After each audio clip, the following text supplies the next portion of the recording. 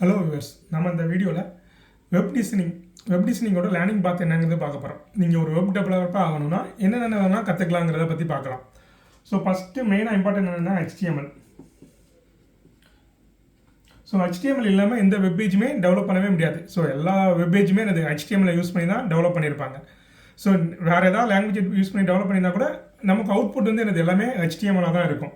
So நீங்கள் first மெயினாக learn பண்ணிக்க வேண்டியது வந்து HTML தான். HTML வந்து லேர்ன் பண்ணதுக்கு ரொம்ப ஈஸியாக தான் இருக்கும். ஸோ இது வந்து ரொம்ப காம்ப்ளிகேட்டடே கிடையாது.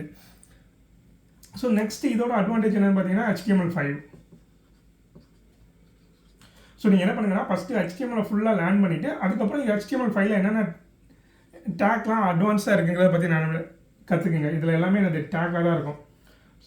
ஸோ ஒவ்வொரு டேக் என்னென்ன டேக்ஸ் இருக்கோ அந்தந்த டேக் எல்லாமே நீங்கள் லேர்ன் பண்ணிக்கிட்டிங்கன்னா HTML ஈஸியாக பண்ணிக்கலாம். நெக்ஸ்ட் ஸ்டெப் பார்த்தீங்கன்னா சிஎஸ்எஸ் எதுக்குன்னா இந்த HTML நீங்கள் ஒரு இது டிசைன் பண்ணுறீங்களா அதை வந்து அழகுப்படுத்துறதுக்கு தான் சிஎஸ்எஸ் யூஸ் பண்ணுவாங்க.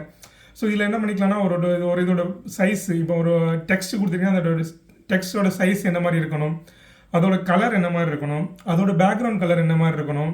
ஸோ இது மாதிரி எல்லாமே என்ன பண்ணிக்கலாம்னா இதில் கொடுத்துக்கலாம். அதே மாதிரி இப்போ மார்ஜின் ரெண்டு இதுக்கு பிட்வீன் கேப் எவ்வளோ மாதிரி இருக்கணும், பேடிங் என்ன மாதிரி இருக்கணும்.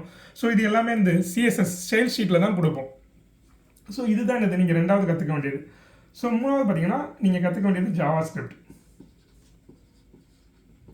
ஸோ JavaScript எதுக்கு யூஸ் ஆகுதுன்னு பார்த்தீங்கன்னா இப்போ நீங்கள் வெப் அப்ளிகேஷனில் போனால் மேலே மெனுலாம் இருக்கும் தெரியுமா, மெனு அது மாதிரி நீங்கள் ஏதாவது கிட்டத்தீங்கன்னா ஒரு பாப்பப் அலாட் மாதிரி வரும் விண்டோ.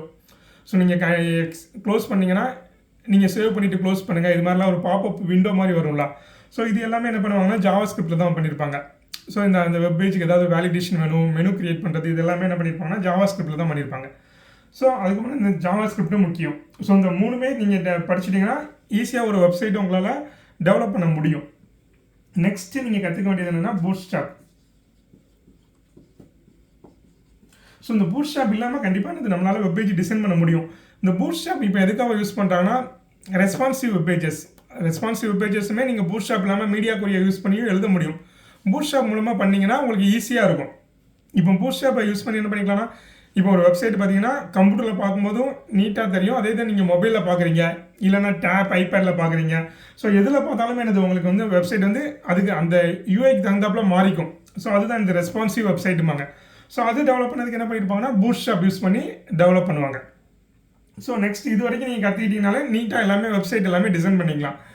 ஸோ அடுத்தது என்னது பார்த்தீங்கன்னா jQuery என்ன பார்த்தீங்கன்னா JavaScript இருக்குல்ல, இதோட அட்வான்ஸ் வெர்ஷன் தான் jQuery. ஸோ இதில் நீங்கள் நிறைய லைன் எழுதி பண்ணுறத jQueryல என்ன பண்ணிக்கலாம்னா ஒரு சிங்கிள் லைன் மூலமாக பண்ண முடியும். நீங்கள் ஏதாவது ஆக்டிவிட்டி வந்து JavaScriptல வந்து நிறைய லைனை எழுதி பண்ணுற மாதிரி இருக்கும். அதே ஆக்டிவிட்டியை jQuery மூலமாக பண்ணிங்கன்னா என்ன பண்ணிக்கலாம்னா ஒரே லைனில் பண்ணுற மாதிரி இருக்கும். ஸோ அதுக்கு தான் இந்த JavaScriptோட ஒரு அட்வான்ஸ் இதுதான் இது jQuery. இது வந்து இந்த ஒரு JavaScriptோட ஒரு லைப்ரரின்னு சொல்லலாம். ஸோ அதில் இருக்க எல்லாத்தையும் இவங்களே ஆல்ரெடி ஒரு ஃபங்க்ஷனாக எழுதி வச்சுருக்காங்க, அதை யூஸ் பண்ணி என்ன பண்ணிக்கலாம்னா நீங்கள் பண்ணிக்கலாம். ஸோ jQuery யூஸ் பண்ணணும். ஸோ நெக்ஸ்ட்டு கற்றுக்க வேண்டியது என்னென்னு பார்த்தீங்கன்னா jQuery பார்த்துட்டீங்க. இப்போ அட்வான்ஸாக பார்த்தீங்கன்னா எல்லாருமே ஆங்குலர் யூஸ் பண்ணுறாங்க, ரியாக்ட் யூஸ் பண்ணுறாங்க. ஸோ இதில் தான் நீங்கள் யூஸ் பண்ணோன்னா இதுக்கு பேஸாக ஒரு JavaScript தெரியணும், அதான் இது TypeScript. ஸோ TypeScript வந்து என்னதுன்னா இப்போ jQuery JavaScriptலாம் இருக்கலாம், இதோட ஒரு அட்வான்ஸ் இதுதான் இது TypeScript. ஸோ TypeScriptல என்ன பண்ணிக்கலாம்னா ஊப்ஸ் கான்செப்ட்லாம் நீங்கள் அப்ளை பண்ணுற மாதிரி இருக்கும். நீங்கள் வேரியபிள் என்னென்ன டேட்டா டைப்ஸ் எல்லாமே டிக்ளேர் பண்ணிக்கலாம், அதுதான் இந்த TypeScript. ஸோ நீங்கள் TypeScriptல எதுனா கூட ஃபைனலாக அது என்ன ஆகும்னா ரன் ஆகும்போது JavaScriptஆக கன்வெர்ட் ஆகி தான் அந்த அப்ளிகேஷன் ரன் ஆகும். ஸோ இது என்னென்னா எப்படி உங்களை சிம்பிளிஃபையாக பண்ணதுக்காக தான் TypeScript இன்ட்ரடியூஸ் பண்ணியிருக்கிறாங்க. ஸோ நீங்கள் jQueryக்கு அப்புறம் TypeScript லேர்ன் பண்ணணும். ஸோ அதுக்கு அடுத்தது பார்த்தீங்கன்னா பேசிக் ஆஃப் Node.js. ஸோ நீங்கள் நார்மல் வெப் அப்ளிகேஷனுக்கு நீங்கள் இது வரைக்கும் இருந்தாலே போதும். நீங்கள் இந்த ஃபஸ்ட்டு பூட்ஸ்ட்ராப் வரைக்கும் இருந்தாலே போதும். jQueryங்கிறது அதுக்கு ஒரு அட்வான்ஸ் லெவல். இப்போ TypeScript நீங்கள் எதுக்கு தெரியணும்னா நீங்கள் ஆங்குலரில் டெவலப் பண்ணணும், இல்லைனா ரியாக்ட் நேட்டிவ்ல டெவலப் பண்ணணும். ஸோ இதுக்கு மேலே உள்ளது எல்லாமே இந்த ஸ்டாட்டிக்காக வெப்சைட்டு தான் இதை பண்ணியிருப்பாங்க. நீங்கள் டைனமிக் வெப்சைட் பண்ணணும்.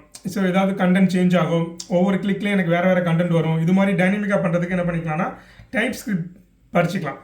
அதுக்கப்புறம் Node.js எதுக்குன்னா இப்போ ஆங்குலர் ரியாக்ட் இருக்கலாம், அதுக்கு வந்து லைப்ரரிஸ் எல்லாமே என்ன பண்ணுவாங்கன்னா Node.js தான் யூஸ் பண்ணி இன்ஸ்டால் பண்ணுவாங்க. ஸோ அதனால் நோடு ஜேஸை பற்றி பேசிக்கான திங்ஸ் மட்டும் தெரிஞ்சு வச்சா போதும். நோடு ஜேஸில் நீங்கள் நோடு ஜேஸும் இது நிறையா பண்ணலாம். நெட்வொர்க்கிங் ரிலேட்டட் ப்ரோக்ராம் பண்ணனா பண்ணிக்கலாம், இல்லைனா ரெஸ்ட் சர்வீஸ்லாம் இருக்குல்ல, ரெஸ்ட் சர்வீஸ் கிரியேட் பண்ணனா நோட் ஜேஸை யூஸ் பண்ணி கிரியேட் பண்ண முடியும். ஸோ இது மாதிரி நிறையா ஃபங்க்ஷனாலிட்டி நோட் ஜேஸை யூஸ் பண்ணி பண்ணலாம். பட் இப்போ நீங்கள் ஆங்குலர் இதெல்லாம் பண்ணும்போதுக்கு பேசிக் வந்து என்ன பண்ணிக்கலாம்னா நீங்கள் நோட் ஜேஸ் படிச்சிக்கலாம். ஸோ இதுக்கப்புறம் பண்ண வேண்டியதான் என்னது Angular or React JS. So Angular React JS இதில் ஏதாவது ஒன்று கற்றுக்கிட்டா போதும். ஸோ இதை யூஸ் பண்ணி என்ன பண்ணிக்கலாம்னா இது இப்போ எல்லாமே சிங்கிள் பேஜ் அப்ளிகேஷன் பாங்க. ஸோ அதோட லோடிங் ஸ்பீடும் நல்லாயிருக்கும். நீங்கள் ஏதாவது கிளிக் பண்ணிங்கன்னா பேஜ் ரீலோட் ஆகாது. ஏதாவது ஒரு காம்பனன்ட் பேஸ்டாக இருக்கும். நீங்கள் எதை கிளிக் பண்ணிங்களோ அந்த காம்பனன்ட் மட்டும் தான் லோட் ஆகும். ஸோ அதுக்கு என்ன பண்ணியிருப்பாங்கன்னா ஆங்குலர் இல்லைனா ரியாக்ட் கற்றுக்கிற மாதிரி இருக்கும். ஸோ இது எல்லாமே தான் இது ஒரு வெப் டெவலப்பருக்கு தேவையான இது. ஸோ இதில் என்ன பண்ணிக்கலாம்னா உங்களோட விருப்பத்தை பேஸ் பண்ணி நீங்கள் எதனால லேர்ன் பண்ணிக்கலாம். எனக்கு ஃபஸ்ட்டு 4 இது மட்டும் போதுன்னா நீங்கள் அதோட நிப்பாட்டிக்கலாம். இல்லை நானும் அட்வான்ஸாக கற்றுக்கணுன்னா அதுக்கப்புறம் jQuery, JavaScript, அதுக்கப்புறம் என்ன பண்ணிக்கலாம்னா லாஸ்ட்டாக angular or React JS.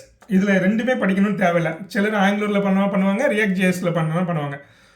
So ஆங்குலர்னால் இந்த ஒரு ஸ்ட்ரக்சர்டாக இருக்கும், ரியாக்ட் வந்து அந்த ஸ்ட்ரக்சர்டாக இருக்காது.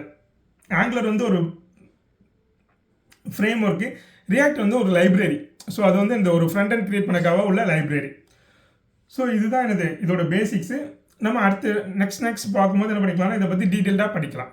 ஸோ இது ரிலேட்டடாக உங்களுக்கு ஏதாவது கொஸ்டின்ஸ் இருந்ததுன்னா நம்மளோட கமெண்ட் செக்ஷனில் போடுங்க, நான் உங்களுக்கு ஹெல்ப் பண்ணுறேன். Thank you viewers.